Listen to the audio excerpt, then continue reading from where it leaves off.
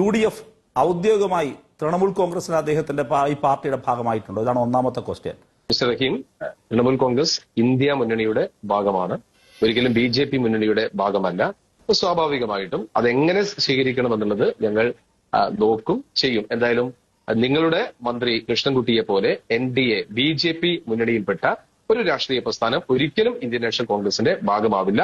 നിങ്ങൾ ആദ്യം കൃഷ്ണൻകുട്ടിയുടെ ജനതാദളിന്റെ പ്രശ്നം പരിഹരിച്ചിട്ട് ഇതിനകത്തേക്ക് വെടിവെക്കുന്നതാണ് നല്ലത്. ചെറിയ വട കൊടുത്ത് വലിയ വട വാങ്ങിച്ചു. അദ്ദേഹം പാർട്ടി മാറിയ കാലത്ത് അപ്പുറത്തും ഇപ്പുറത്തും നിങ്ങൾ ഫൈറ്റ് ചെയ്തില്ല. അത് വ്യക്തിപരമല്ല, ആശയപരമാണ്. ആ വ്യക്തിപരമായ കാര്യങ്ങൾ അദ്ദേഹം തള്ളിപ്പറഞ്ഞു.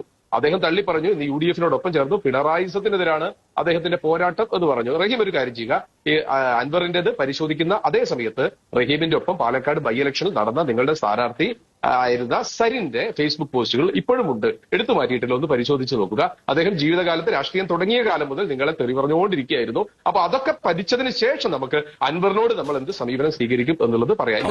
ഇന്നും കിട്ടിയില്ലേ? ഈ കിട്ടുന്നതിലേക്ക് എനിക്ക് സന്തോഷമേ ഉള്ളൂ. ഇനിയും കിട്ടാൻ വേണ്ടി ഞാൻ പ്രാർത്ഥിക്കാം.